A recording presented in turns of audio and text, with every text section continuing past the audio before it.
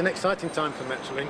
We're redeveloping St Peter's Square stop, providing a much bigger stop with big island platforms, 4 tracks running through the square.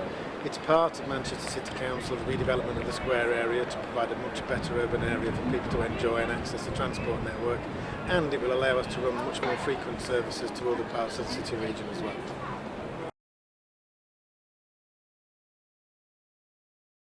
Yeah, this summer sees the end of the 14-month construction project. We'll be closing the line through St Peter's Square from the end of June for a couple of months to allow us to finish off the works and then to reopen fully by the end of August.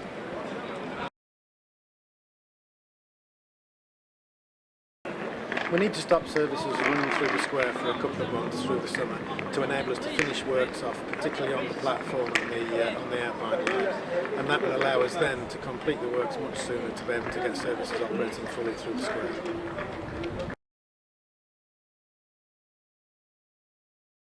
We're building a second city crossing through the city, and we have improved at Market Street and at Deansgate Castlefield and at Victoria the stop environment, and we built a new stop at Exchange Square.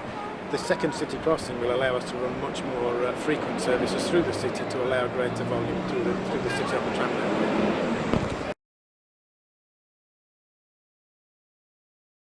The Eccles line is 16 years old and it's shown significant wear, particularly on some of the bends, which are quite tight bends. And so we're taking the opportunity while we're closing St Peter's Square to do the works to renew those bends and to do some additional works at junctions on the Eccles line. It will coincide with the works in St Peter's Square, so we'll be through the same closure from the end of June to the end of August.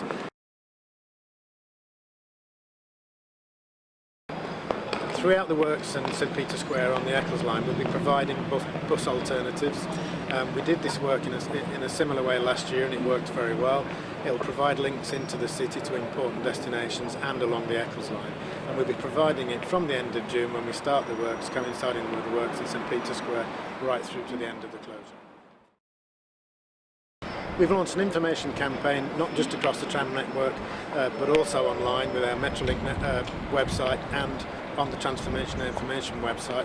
We'll also be communicating with people on Twitter, to our customer services people who are available on Twitter and through their normal contact numbers.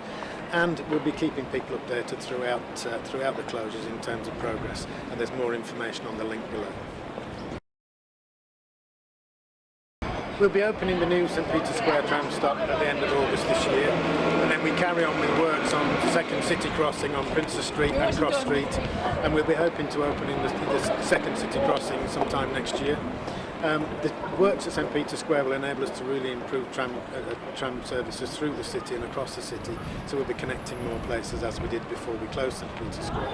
And I'd just like to thank everybody for the patience while we've been going through the work. It's been a lengthy time, but we thank everybody for their patience, and hopefully you'll see a big improvement when we open the square again.